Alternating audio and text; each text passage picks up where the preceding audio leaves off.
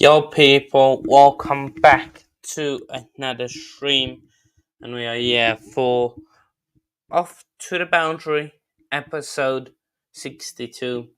And there's a lot to discuss. We've got cricket that's back at the Olympics, we've got Pakistan taking on Bangladesh, and Proteas that smashed West Indies, and a whole lot more to come to your way on this episode of the Off to the Boundary show.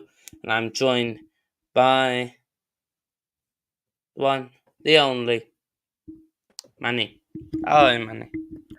Yeah, all good. Thanks, Bert. Good to be back doing a cricket show. And obviously, I want to also thank you for allowing us to share the Graham Thorpe tribute on the Coach's Corner. We had Kenny Ken, of course, coming on and sharing his thoughts, and it was lovely in a way. And, what happened with Thorpe, he was still quite raw with me. I don't think I ever told you that I had the honor of speaking to him when he was, doing a live. I think he was a studio pundit at one of the sports channels over here, and I phoned in and had a chat with him, and it was wonderful to speak to him. And I told him that even though he might have been dropped from the Ashes squad, to me, he's always going to be an England legend, no matter what.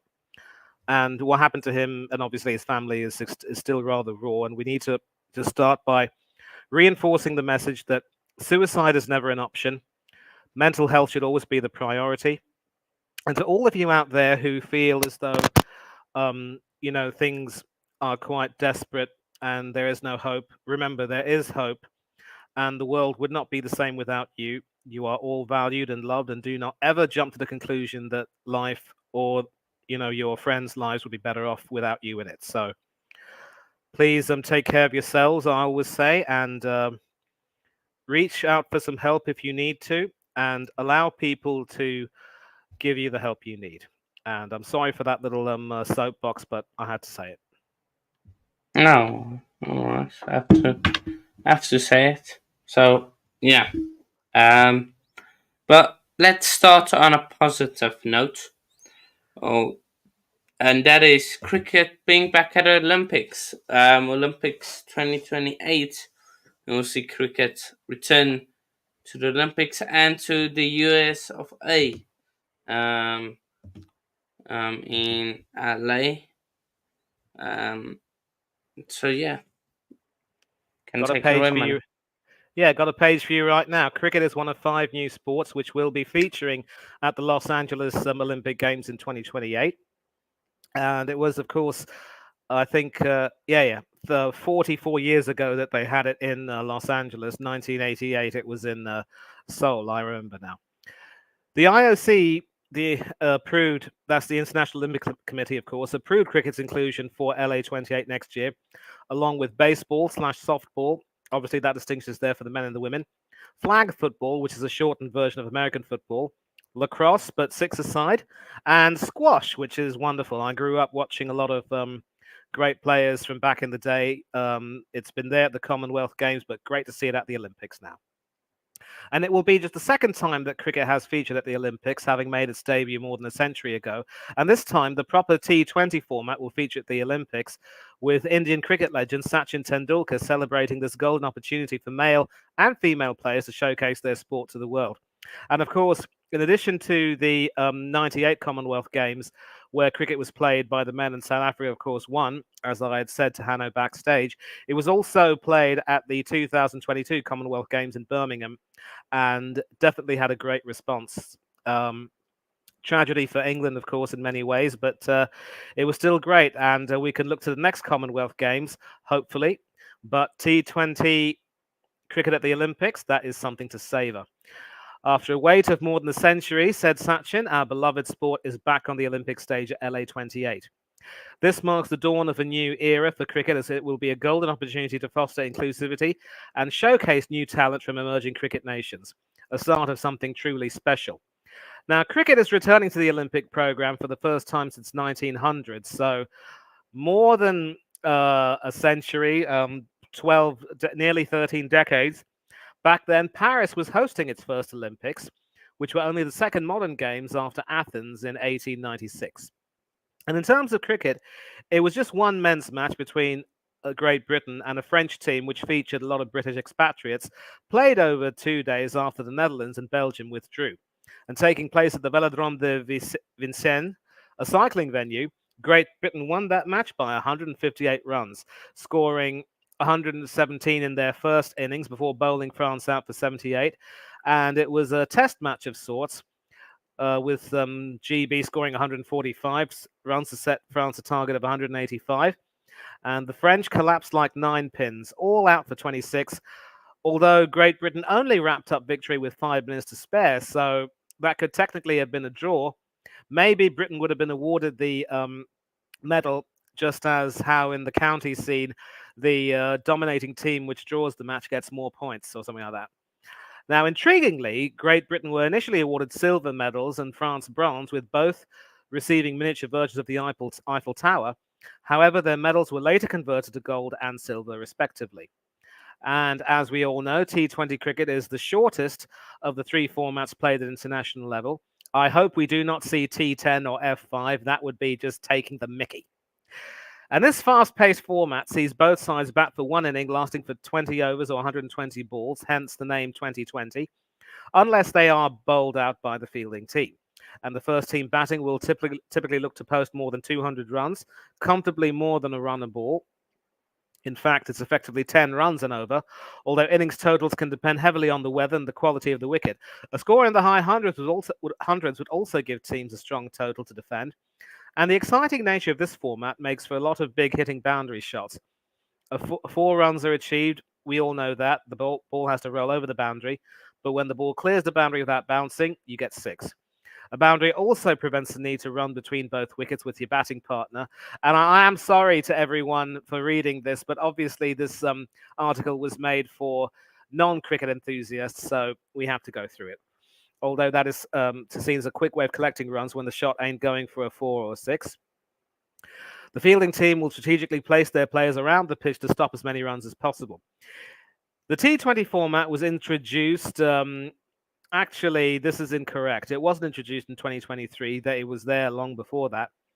And like T20, one-day cricket sees each team bat once and field once, but while one-day cricket sees teams batting for 50 overs or 300 balls, matches lasting around 8 hours, Test cricket is played for 4 or 5 days. We don't need to do that.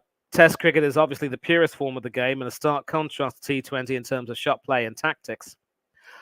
The cricket venues, though, for LA28 are yet to be confirmed. And as part of its sustainability pledge, the LA Games are set to use 100% existing and temporary venues for the Olympics. And it must be mentioned that with cricket having taken up root in the USA and several T20 leagues, being played in the Americas, I'm sure that the US has its own 2020 league.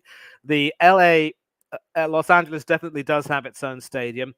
Maybe there could be a situation where some more could be built in places like San Francisco or Sacramento or San Jose, because we had a situation, of course, when London hosted the Olympics, the football matches were actually played in other stadiums around England and not just in London at Wembley.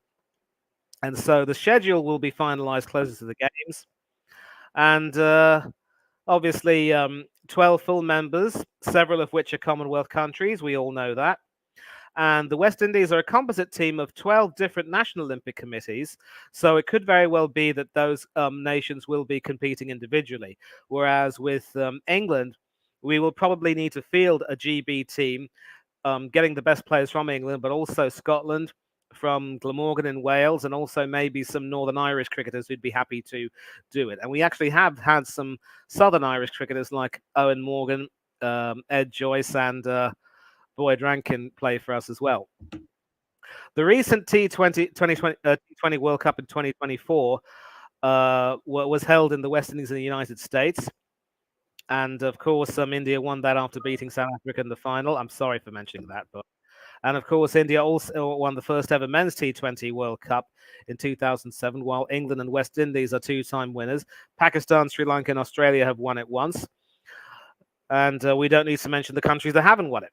The 2024 T20 World Cup for the women will be held in October. No need to mention all of this. Yeah, Mitali Raj, the former India skipper and leading run scorer of all time in women's cricket, saying it's so exciting that cricket is now an Olympic sport and will make its return at LA 28.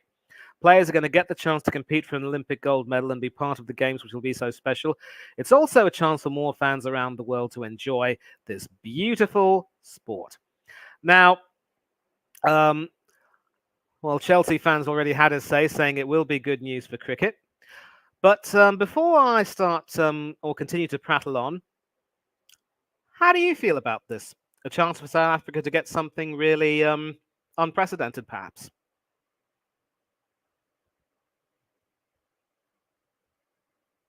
Yeah, no, I think it's good news. I think it helps both cricket and also puts cricket on a more global stage.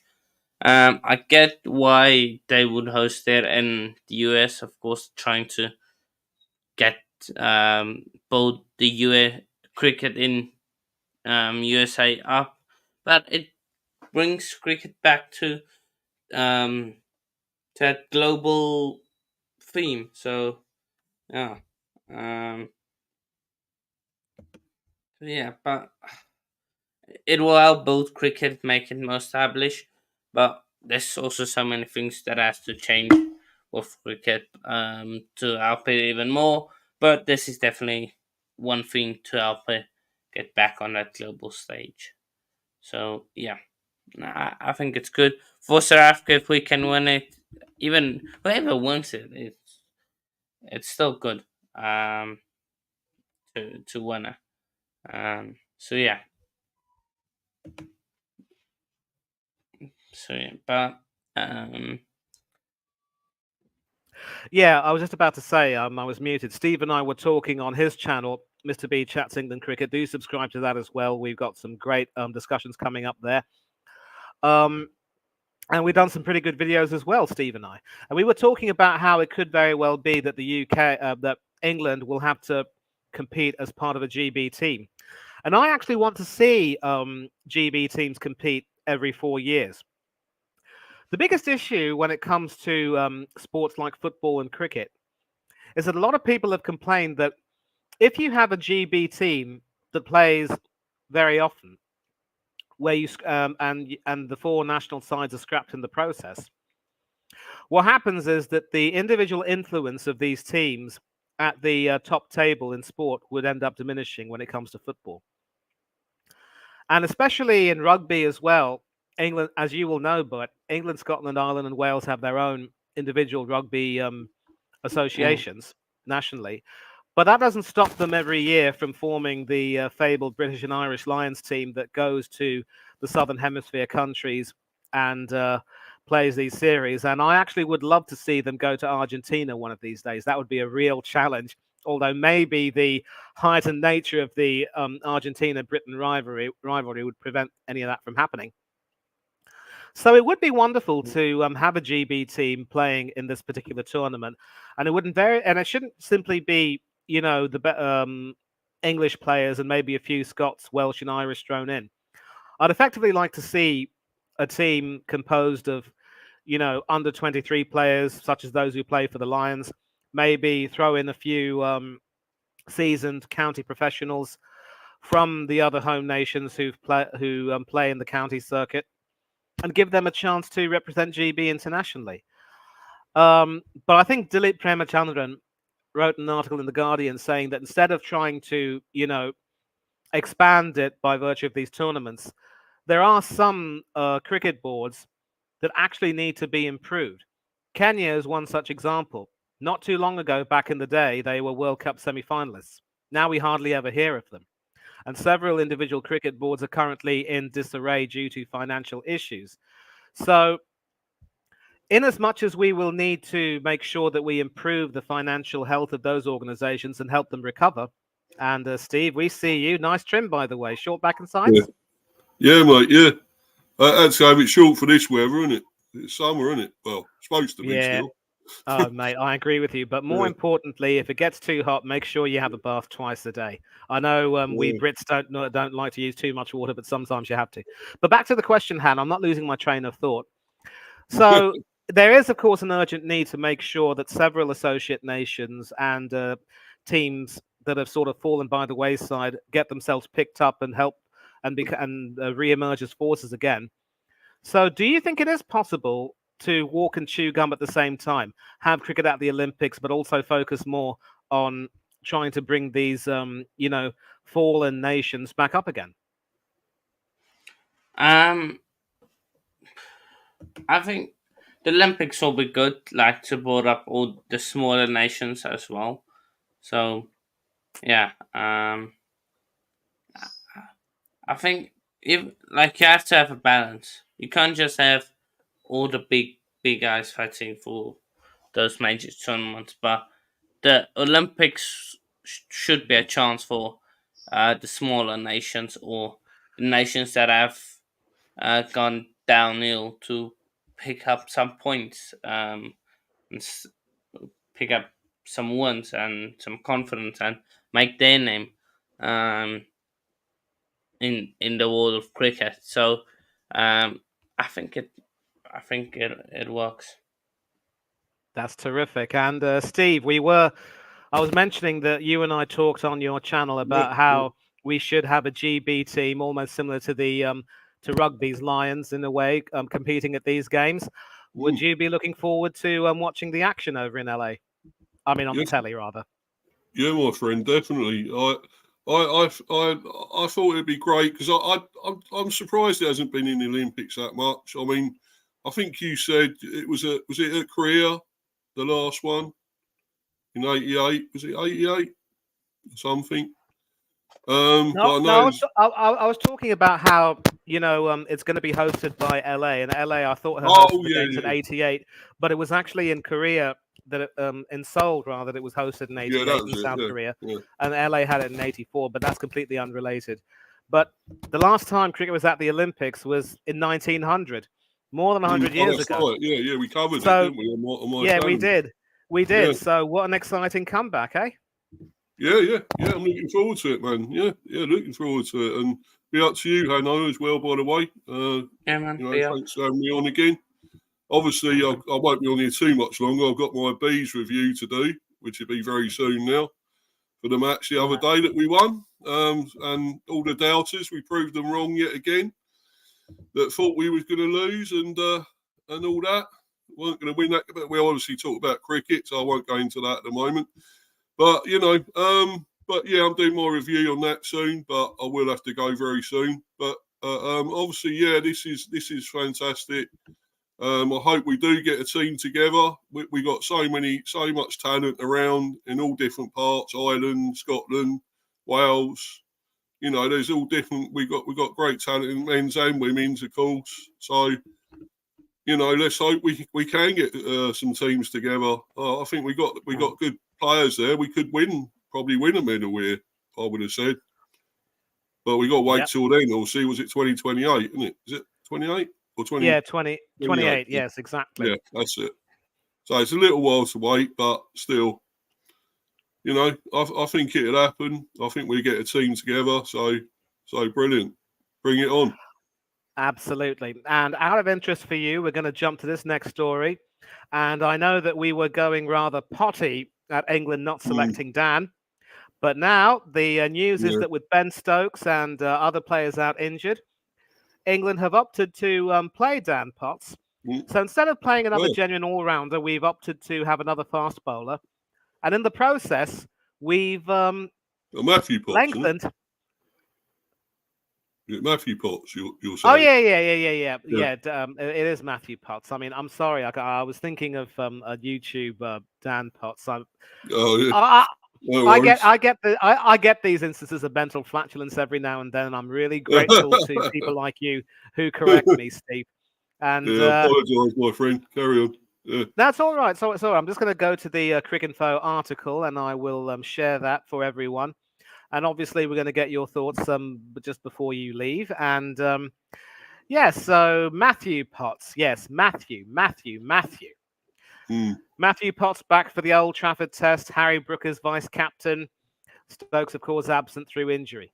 And Brook will be stepping into the vice-captaincy role to assist the stand-in captain, Ollie Pope. Potts had, in fact, earned the last of his 6 test caps in the one-off test against Ireland last summer. And he was given the nod ahead of fellow quick Ollie Stone and uncapped batsman Jordan Cox after Stokes was ruled out of the rest of the summer with a hamstring injury sustained during the men's 100. Potts is a teammate of Stokes for both Durham and the Northern Superchargers, and he will be slotting in at number 9 for the fixture at Emirates Old Trafford, which begins on Wednesday. So that means that Smith, Wokes, and Atkinson will be kicked up the order, as it were. Smith batting at 6. And it is a bit of a risk because it means that the tail will effectively be lengthened from 7 downwards, although we know that Wokes can definitely give it a good hit. You could consider him a bowling all-rounder of sorts. Yeah. Now, Potts is not quite an all-rounder, but he is a handy lower-order batsman. And he did actually smash an unbeaten 149 against Warwickshire earlier this season, his maiden first-class century. So you could possibly put him into the Martin Bicknell class of batsman, perhaps. The selection adds to the peculiar nature of the 11, which also features Dan Lawrence, the middle-order batsman, as an opener, following Zach Crawley's finger injury sustained during the last test against the West Indies.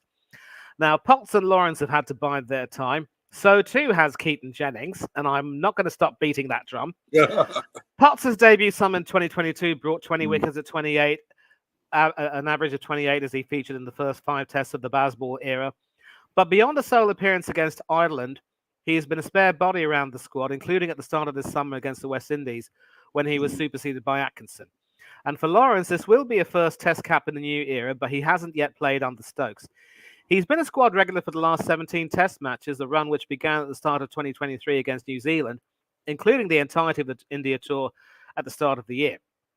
Lawrence debuted against Sri Lanka 2021, with the last of his 11 appearances coming at the end of the Caribbean tour in 2022, which is also Joe Root's last as test captain. And of course, Root is not being considered for leadership responsibilities, but will be someone on whom Pope and Brooke will lean, believe you me.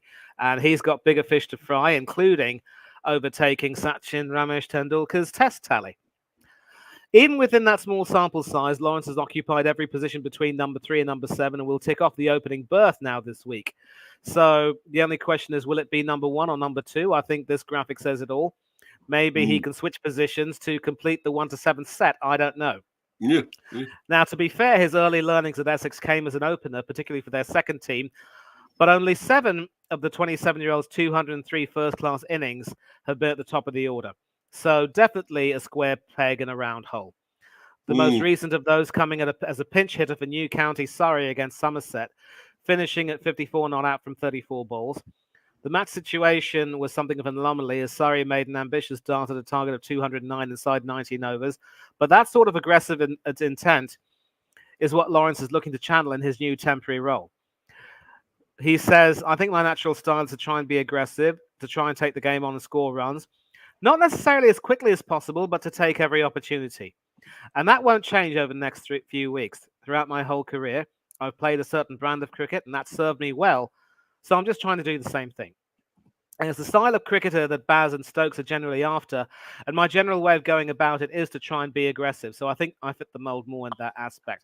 And I did actually start my first-class career as an opener. Gradually kind of moved up and down as I've gone along. But I'm only really focusing on trying to enjoy the week. And it shouldn't be too different from batting at number 3 or 4.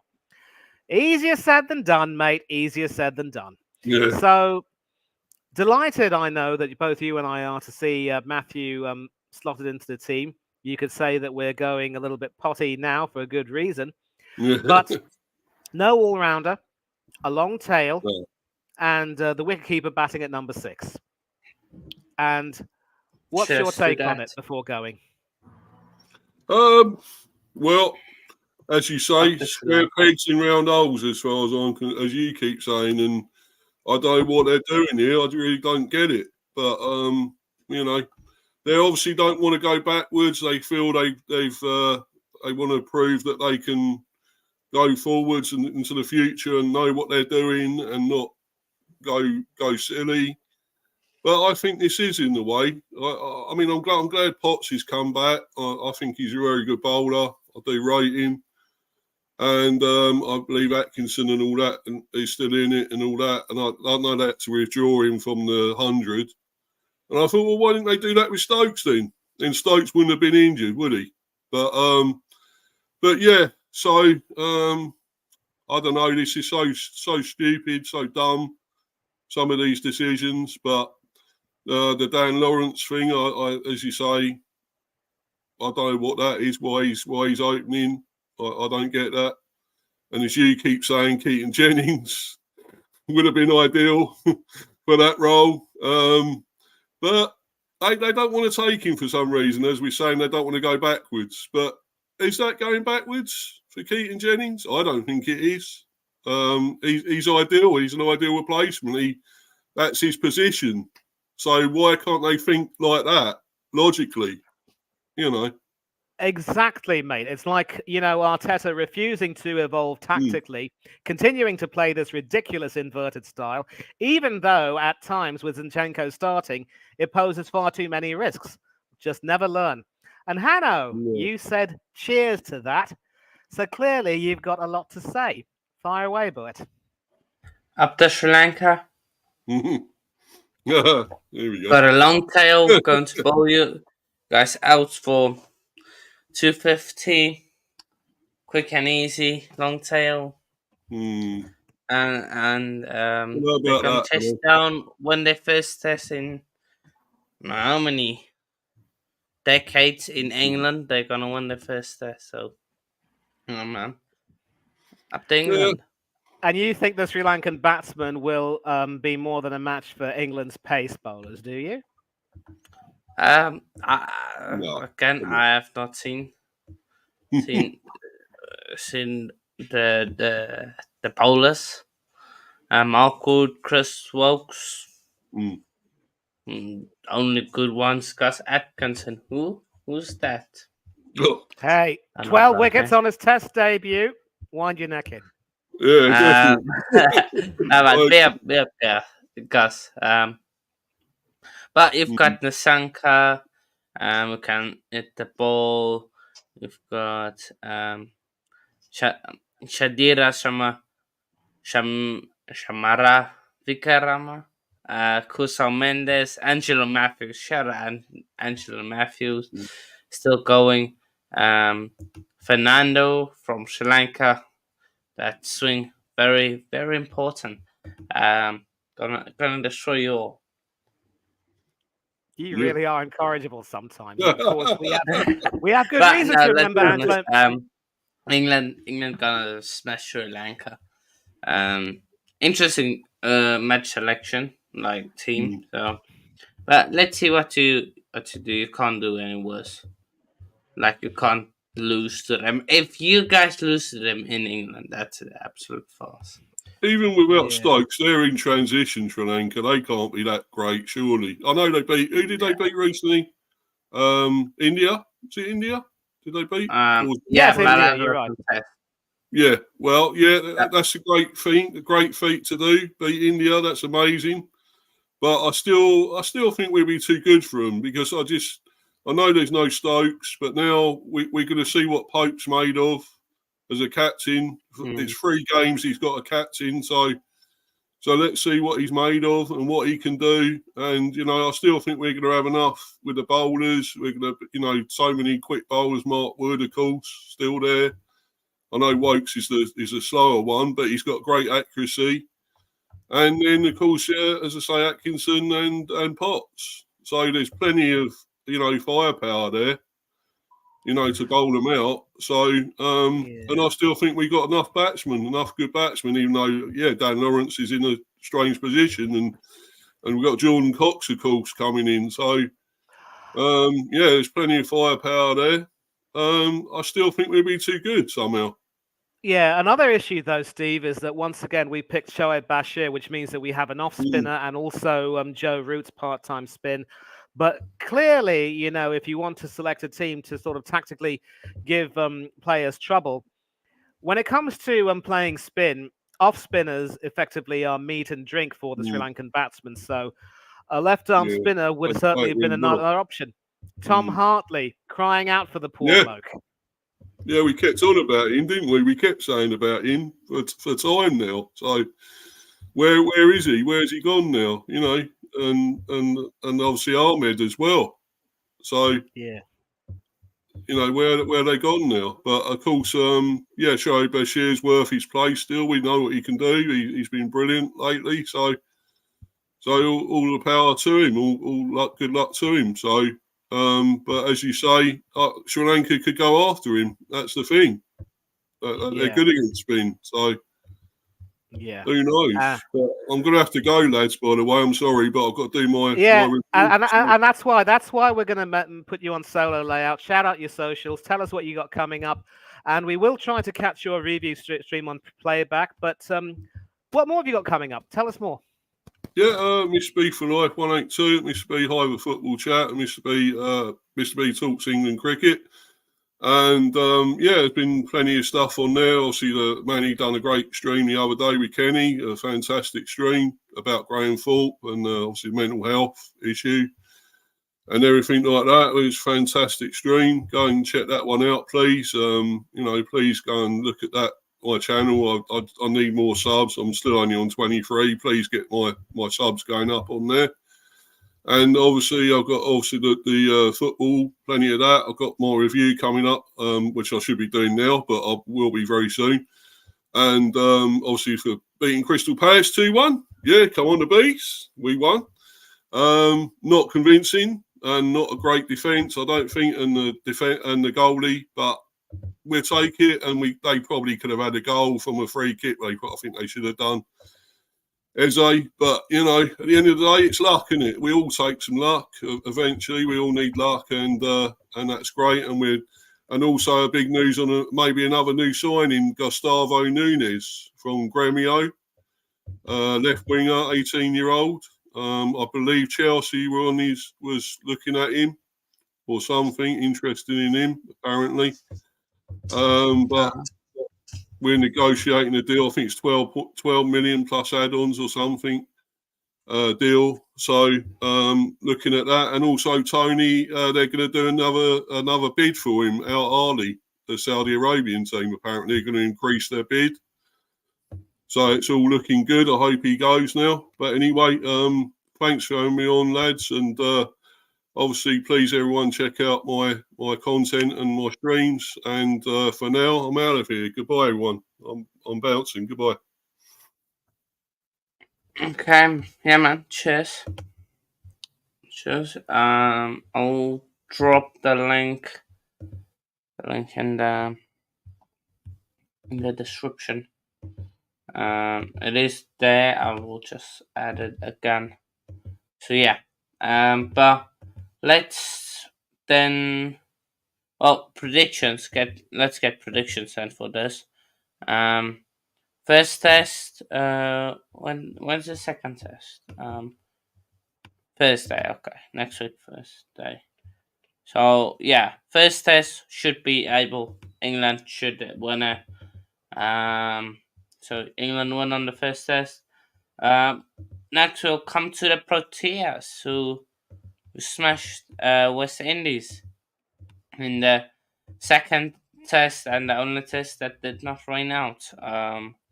So it was a 2-match test series, this one. And it was the Proteas who came up trumps with the first one raining out. They played a few days, not a lot. So yeah, rained out. Well, it did not rain out. The rain affected the result. Then we had the second test. It started off horribly for South Africa with being bowled out for 160. But the main talker out of that was this last partnership. Dane Pitt getting 38 runs. Nandre Berger 23. The last wicket partnership lasted for 63 runs, the highest 10th wicket partnership for the Proteas, and I think one of the highest in cricket history. So yeah, and then we had West Indies, and they were quick. They started off all right, but Jason Holder, they were for 54, and Casey caught his 26.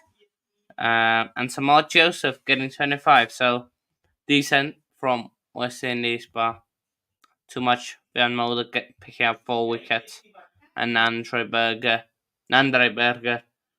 picking up 3. So yeah, but I'll be back. Give me 1 second.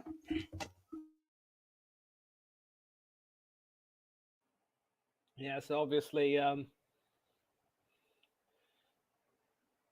don't know if I'll be able to, Oh, yeah, good, you're back.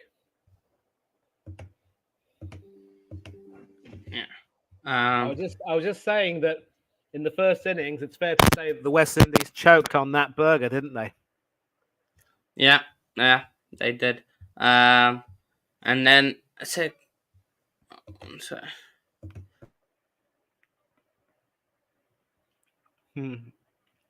Well, obviously, in the second innings, South Africa doing a bit of a better job trying to consolidate their lead.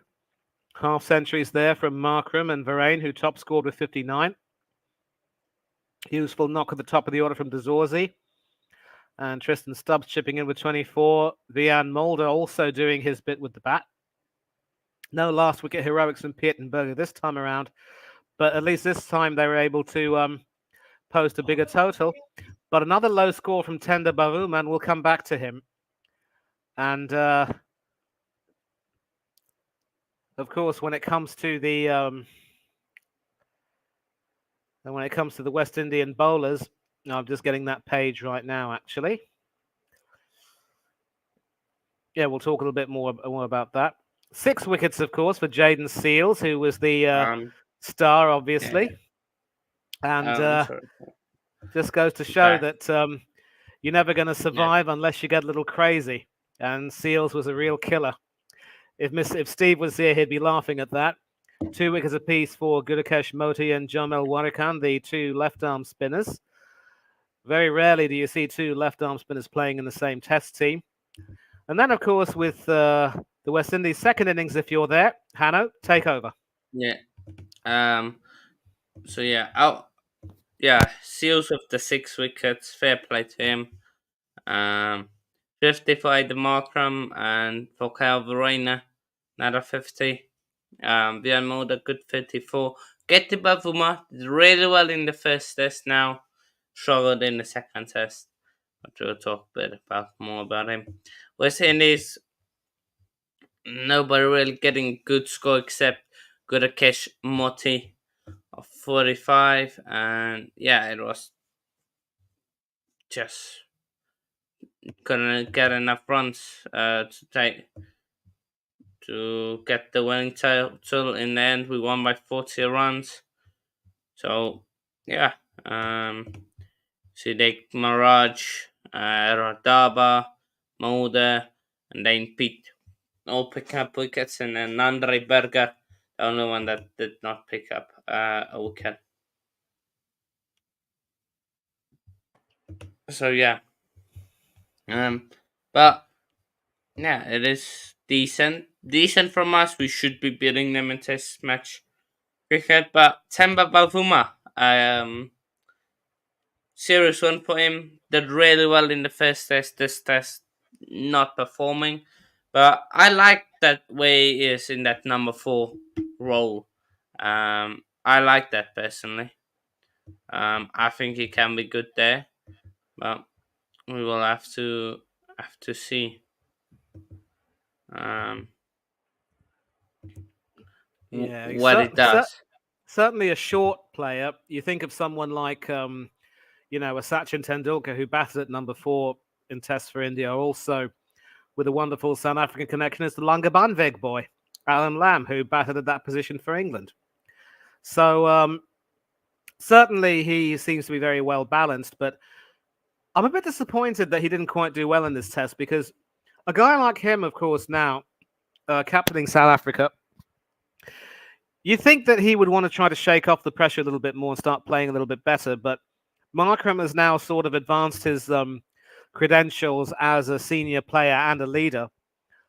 Should you really be considering Tender Bavuma's place if he goes on a sustained run of poor form, or is he too important to be dropped? Oh, that's a tough one. That is a tough one. Um, I think he's not undroppable, but I would give him a few more games in that number 4 role and see what he can do. Um,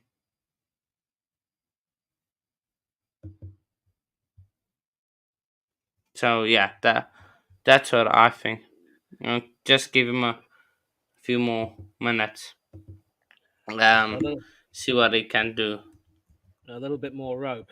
And of course, I did mention that I was delighted for David Bedingham because this was a bloke who was, doing a lot of good things in the county circuit for Durham, I think. I was planning on earning English qualification, but then due to some issues, he was given a chance by South Africa. Now he's taken it with both hands. I don't want him to become another Ryan McLaren. I want him to stay in this team and really prove his worth. And if he gets a long career, then it would have been worth it. And so, how happy are you with Mr. Bedingham? Yeah, man. He's of course one for the future, and he's done really well in the test scene so far, and he can only go. He can only do better. My opinion, and if he learns a few traits from the older guys, I think he can definitely be up there with some of the greats. And before we move on, of course, big up to another guy who we thought we'd never see play Test cricket for South Africa ever again. Dane Piet was, living the high life in the USA, playing in the T20 leagues. Also given a sudden recall, and now having the time of his life. Yeah, man, he's performing day in and day out. Yes, performing so, and good on him. May be all the best for him as well. Yeah, man. No, nothing again. Like Dan Pitt, is a good bowler, and he also, and I think he can succeed, man. And hopefully he takes it with both arms, with both hands, these opportunities, and becomes a mindset in the team. But let's get to the T20s, where West Indies take on South Africa. Starts on Friday. And yeah, let's go through the squad. For South Africa, you've got Lazard Williams, Rassie van Artissen, Tristan Stubbs, Jason Smith, Ryan Rickleton. Jason Smith, don't know him, new youngster. Lungi Ngidi, Vian Mulder, Quena Mapaka, of course we know him, the 18-year-old from that was in the IPL. Patrick Creer, believe he was also in the test squad, did not get used. Risa Hendricks, Bjorn Fortuin, Donovan Ferreira, a guy that really impressed in the past edition of the SAT20. And then you've got Nandre Berger, Otniel Bartman, and Aiden Markram. So yeah, good man. We've got one, two. Yeah, you've got a good balance for us. Then for West Indies, Rothman Powell, Roston Chase, Fabian Allen, Akil Alec Atan, Athanadze. yeah, Johnson Charles, Matthew Ford, for there. Shimron Hetmeyer, Shai Hope, Akil Hossain, was know how good he was in the recent T20 World Cup, especially against us. Almost turning the situation around, that game around, and winning the game for them. Samal Joseph, Odib, Odib McCoy, Obed McCoy, yeah. Irakesh Moti, Nicholas Poran, Sharfain Rutherford, and Romario Shepard. All in all, good squads. Should be a good clash. This T20s. We know what happened in the World Cup.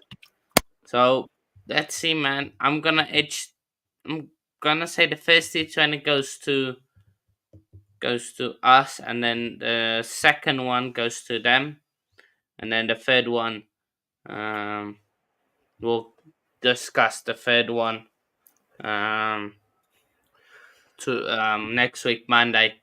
Then, but I've got 1-1 in the first two tests. What's yours? Yeah, I'm going for a 2-1. I can't really tell you which match will be won by whom, but it should definitely be much more competitive than the Test series. And the headline, of course, is that there is no Andre Russell or Jason Holder or Alzari Joseph. They're not going to be in the T20s. And the sad part is that the T20 side seems to be a lot more competitive than the Test one. It just saddens me a great deal that this West Indies Test team has also started to fall away a bit. It's sad, really, because when they played in Australia, they had an absolutely brilliant performance to, square the series there 1-1. But Steve and I were talking about how when they came to England, they were more or less on a hiding to nothing and hardly given much of a chance to warm up. And the result was that all three tests ended up being relatively no contests. I suppose they can take losing 1-0 in a 2-match series, at least having a fighting chance of winning the second test.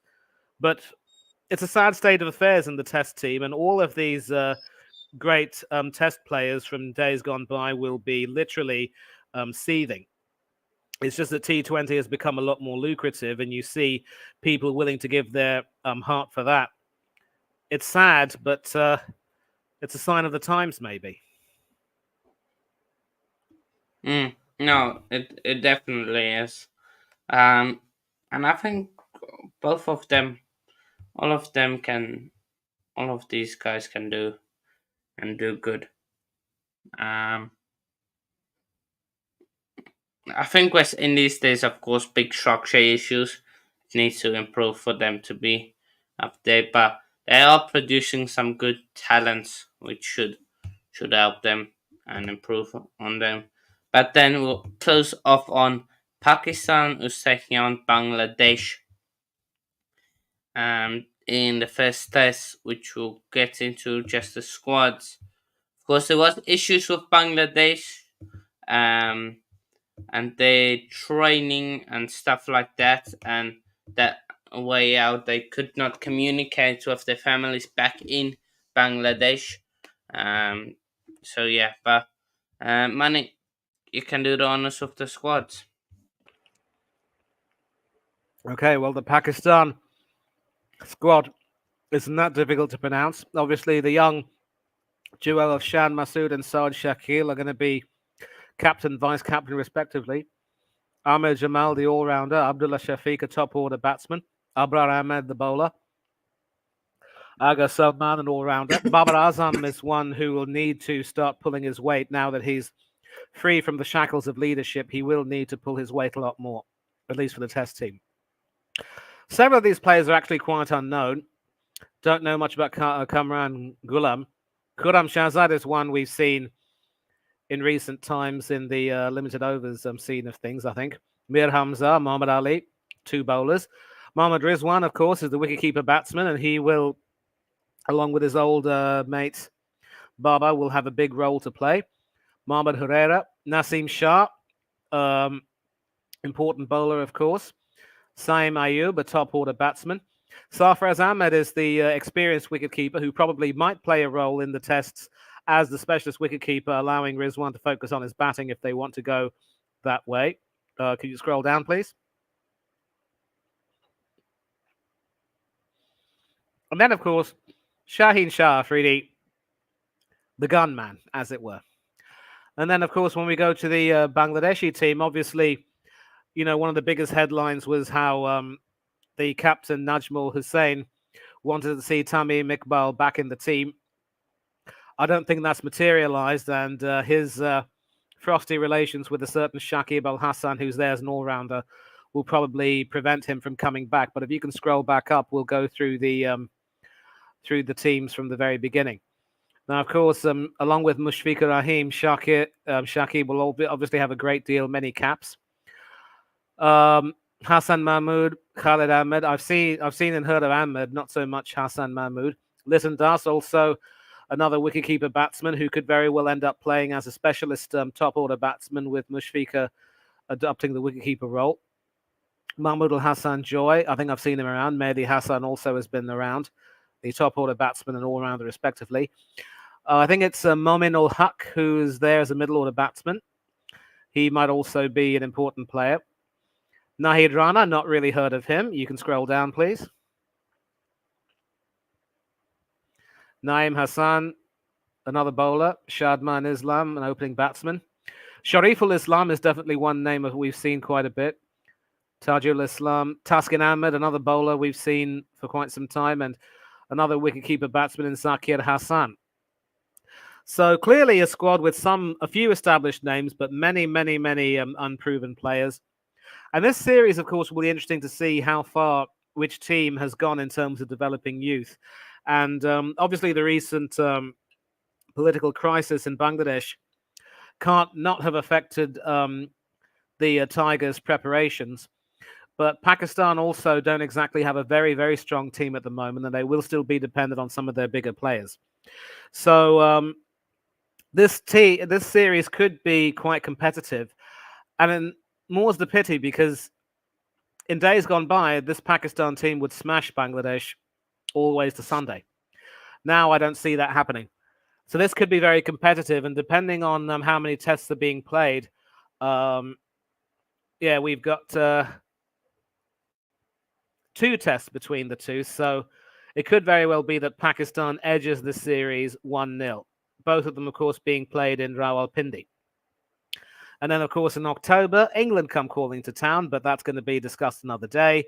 But as far as Pakistan and Bangladesh are concerned, I'm sadly not expecting too much in terms of quality from both of these teams, and it could very well prove to be a sort of niggly series, tight, but it'll be competitive, but not exactly a quality series.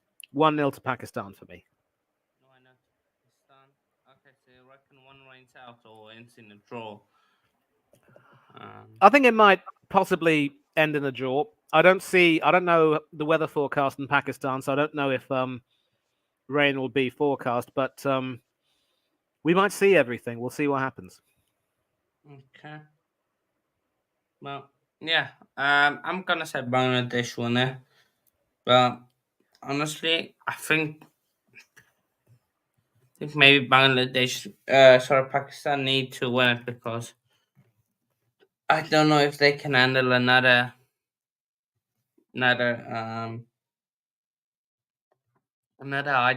outbreak, another embarrassment like they have had. So yeah, but let's see. At least with Arshad Nadeem winning that historic gold in the javelin, beating India's very own Neeraj Chopra, Pakistan have a reason to be very cheerful these days. Who needs cricket? Follow athletics. True. So yeah. But then that's the end of this. Yep, everybody. In the chat as well. Yeah, just went in the chat. Who did I see?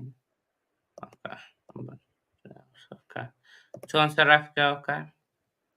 Yeah, man. I will drop the links to the socials of Steve in the his channel stuff. We'll send it now. I have it there now. But Manny, your socials? Yeah, socials. Yeah, Instagram and Threads, Manny Thangadorai 1981. Twitter, Thangadorai 1981. And we're on YouTube, mainly here on the Coach's Corner, but also on Mr. B's 2 channels where we talk about England cricket and also the Hive of Football chat. He will be having a debate show tomorrow. I'll hope to possibly be there on that. And also Oris Talks Football, Del Boy Gunner TV, Up the Cherries in all departments, and several other channels, which I don't know if I have time to name. And yeah, just thanks a lot for all joining in, and I hope you have a wonderful week ahead.